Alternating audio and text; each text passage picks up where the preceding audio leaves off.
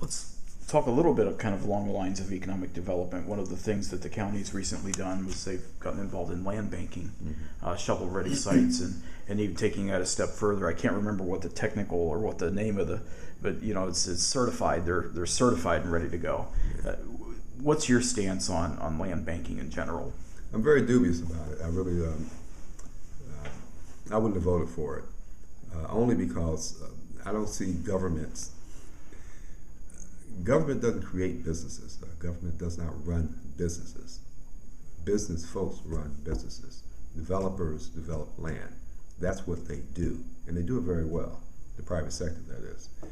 And when I was at economic development in the 1980s, we didn't do that type of thing. What we did was simply to clear the path in terms of government, in terms of legislation, so that the developers can come in and do what they do. And that way, obviously, it kept the government at bay, because we did what we had to do on our end to prepare developers to do what they did on their end, and they did it. Again, going back again to the Bearfield Thruway and what happened in Southwest Allen County, GM locating in that place there. That wasn't a land bank situation. That was private developers working with government, but not government doing it itself. So I'm very dubious about something like that. I've heard stories about it, but I just, in my personal experience, and working again in economic development myself, I was there. I am not favorable of government becoming a banker, or the government becoming a developer, or anything like that. No. Is part of that concern about the taxpayers possibly being on the hook for some of the money? Absolutely, absolutely, absolutely. Yeah, the answer is yes. Sure, no question. Okay. I'm going to run through a list of things, and it's the kind of calling it the good idea, bad idea series, but Maplecrest Road, the Maplecrest Road extension. I think I know what you're going to say, but what's your feelings on that? Well, my feelings is that's very positive. Matter of fact, when I was campaigning out there in New Haven and really Southeast Allen County, but primarily the New Haven area, they have been promised, the citizens have been promised this road for 50 years. This is something new to us, but it was promised to them by the county government back in the 40s, in the 50s, 40s and 50s, that we're going to connect the northeast side of Fort Wayne with the southeast part of Fort Wayne to get them over the railroad tracks. That was promised 50 years ago. So it's nothing, I don't see anything controversial about it at all. Okay.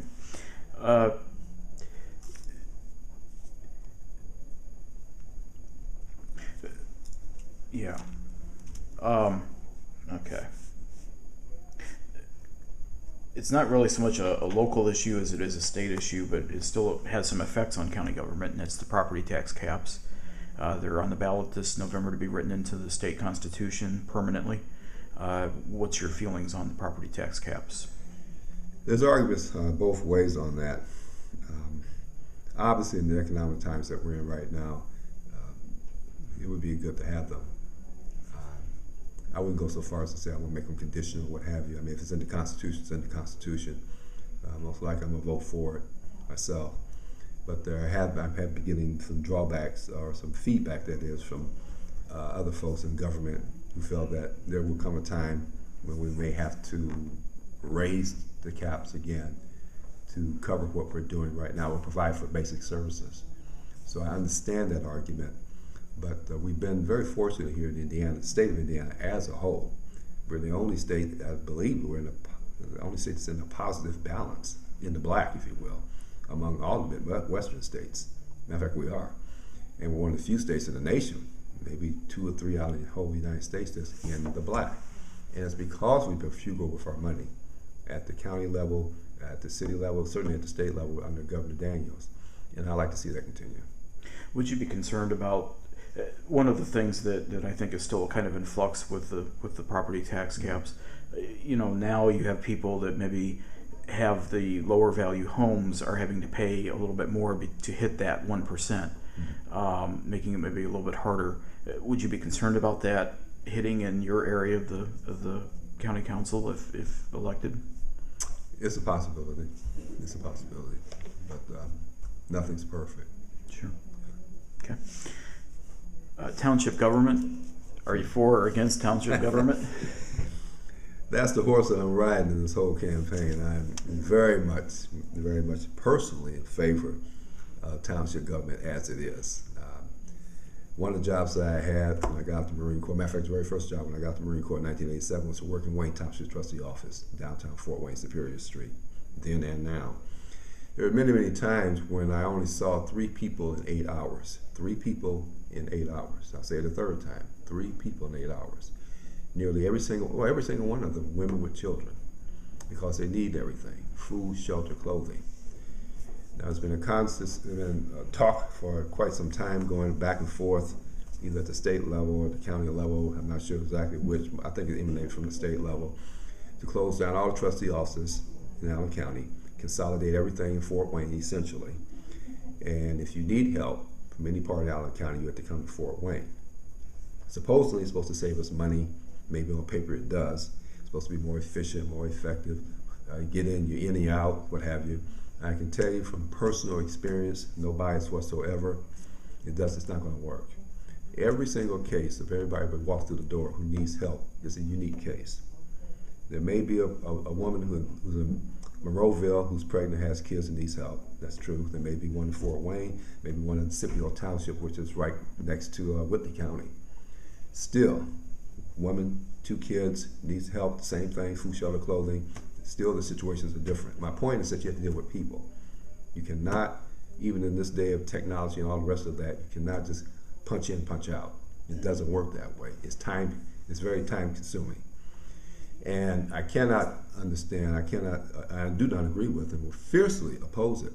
If it comes up at this county level, if it comes up even down to state level, I'll be willing to go down to state level and testify against it and have rallies against it if I have to, because I'm so personally involved in it. I know what I know.